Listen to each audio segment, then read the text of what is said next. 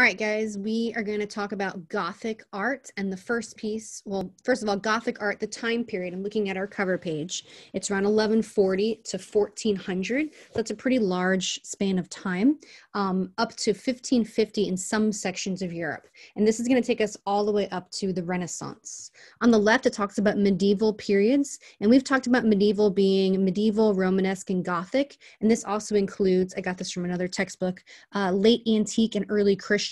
So the first pieces we've talked about in Unit 3, Byzantine, and then Islamic. And there are some Islamic architectural pieces that time-wise have already happened. But what I'm doing is I'm going to include those in a later unit in one of our Asian art units. So we're going to talk about Islamic art all together as a unit and talk about the architecture then. But you'll be able to see similarities when we go back and look at it. All right, Gothic art. So best examples of Gothic architecture are found in France and England, but there's different styles depending on where you are. The French Gothic is what we're going to focus on, and the emphasis here is going to be on height and light. The English Gothic emphasizes more on a longer, stretched out nave to have longer processions. So that's considered more of a perpendicular Gothic style. Gothic art aimed to create an emotional response in medieval viewers. That was their goal. All right, identifying information. We actually have 3 pages of notes for the Chartres Cathedral. This is in Chartres, France. It's really fun to say, you guys. All right, Gothic, obviously. Original construction date was 1145. Remember, our Gothic, I believe it said, started at 1140. So this is the beginning of Gothic.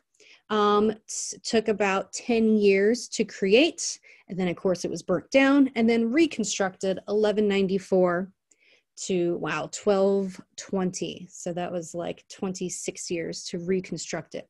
Materials here are limestone and stained glass. All right, so context.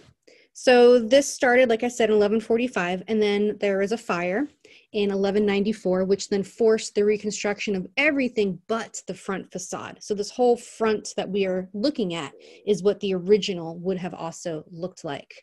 You can relate that to Notre Dame in Paris. I don't know if you guys heard about this, but this is a really famous Gothic cathedral that's in Paris, and then it burnt down just a couple years ago in the year 2019.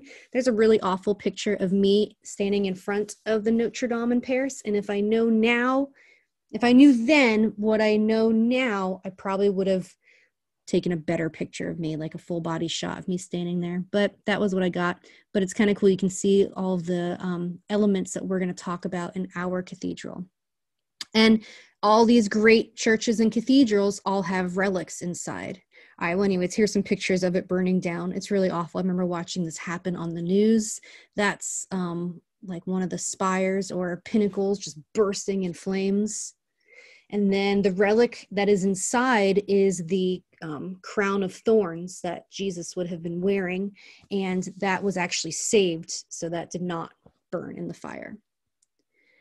So our cathedral, Chartres Cathedral, is a Marian shrine. That's probably more the function than it is the context, but that's okay. So this whole cathedral was dedicated to Mary, and so therefore it housed her relic. The relic inside is Mary's tunic that she would have worn at Jesus's birth, and miraculously, this also survived the fire and was seen as a signal to rebuild.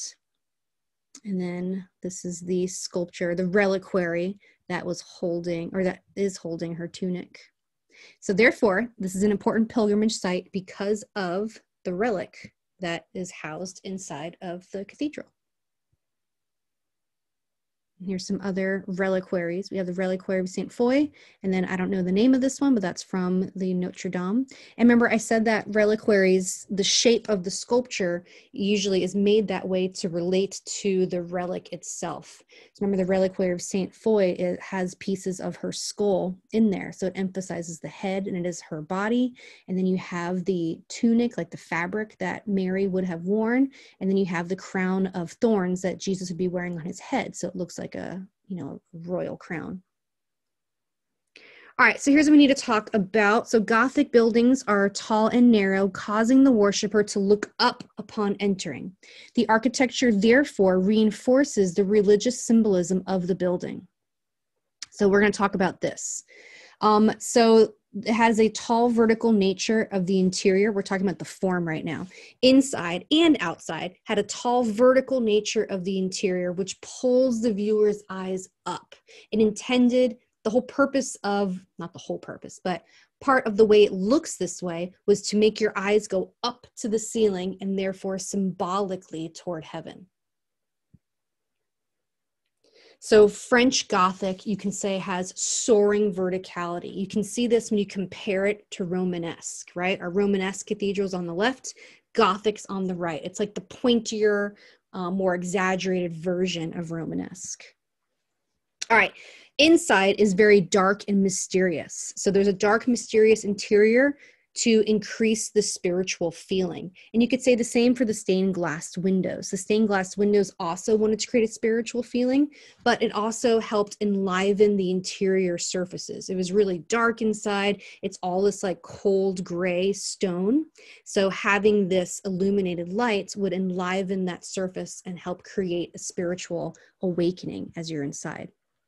All right, we need to be able to identify and compare, the differences and the similarities between Romanesque and Gothic. So on your floor plan, on your notes, go ahead and label the parts that you already know. I'm sure you know where is the nave, where is the ambulatory, where is the narthex, where are the towers, where is the transept, where is the radiating chapels. All right, so some things that we're going to add that are a little bit different. So the apse we know is right here, but in this cathedral, the apse is elevated from the nave, so it's raised a little bit higher. Also on your note page, it cut off this end of the transept, and it would have had a big porch and then stairs coming down. So I'm sorry about that. All right, one thing that is also different is the choir. The Romanesque cathedrals or the Romanesque buildings had a choir, and the choir is just in between the apse and the transept, but it's elongated here for Gothic. So it separates the nave more from the altar, which is in the apse. So remember, this is where the preaching, this is where important things are happening, but then the people are like all the way back here now. So it's kind of removing them from the focus of what's happening.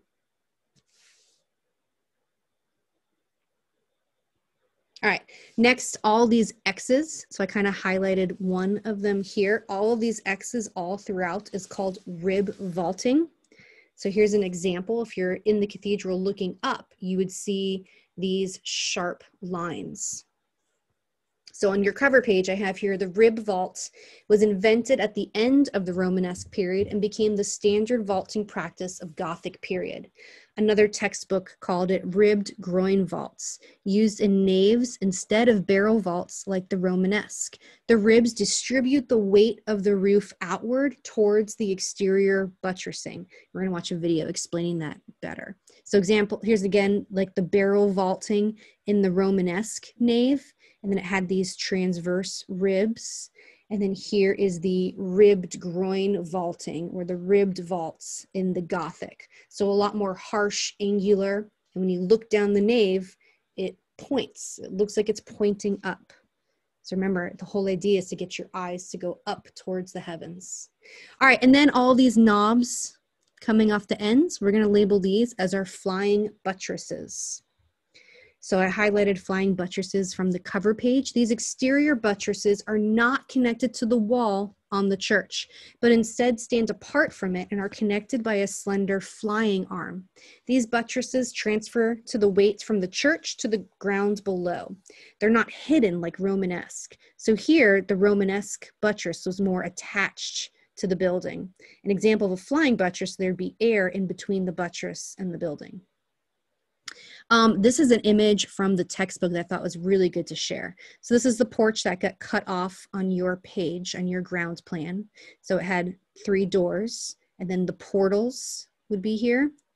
And then the portals that we're going to be looking at are at this front facade entrance. You've got the rose window we're going to talk about, and then it shows you even inside. Where does it say? Oh yes, here's the rib vaults. And then when you look at this green ceiling, you can really see the cruciform. You can really see the cross That is the shape of the floor plan. Points out the choir. The crossing is just where the transept and the nave intersect. Tells you the nave, the side aisles, pinnacles and finials. We're going to talk about those later. All right, we're going to watch a quick video explaining flying buttresses. For thousands of years leading up to this time, most buildings were constructed using posts and beams. Beam should say lintel. By the beams resulted in simple vertical loads in the posts or walls to which they were attached. Beams, however, could not stretch across the much wider spaces required for the new cathedrals. Arches, like this model, or this simplified model, could span these large distances. However, they generated large horizontal forces at their ends, and they could collapse if those forces were not adequately resisted. Short, thick walls might be able to resist these forces, but the cathedral designers wanted tall, thin ones. And they wanted to put large glass windows in those walls so the sun could illuminate the inside of their cathedrals. The horizontal loads generated by arch ceilings would have easily pushed over the kinds of walls they wanted to build. One possible solution to this problem was to pile stone on the outside of the building so as to support the wall. Over time, the engineers developed structures called buttresses, and these elegant structures could be found in many early Gothic cathedrals. Unfortunately, they tend to block the sunlight, as this model demonstrates. So this is also very Romanesque. Our Romanesque church had these buttresses, but they were still attached. In time, designers figured out how to build thin lateral supports called flying buttresses. The earlier buttress designs were essentially broken into separate tall pieces and moved a short distance from the side of the building. The resulting tall sections were called piers, and they were connected to each other and to the side of the cathedral using sloped arch-like members called flyers.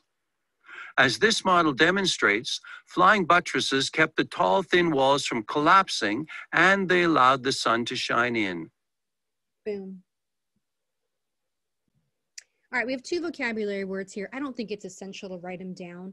The spire is an elongated pointed structure which rises from a tower or a roof. So we have these two front towers in our front facade, and they both have a spire. One is older and one is newer, which is why they look different. The pinnacle is a pointed termination of a spire, buttress, or other extremity of a building. Okay, so here's what I'm talking about, the front facade having two different looking towers, spires.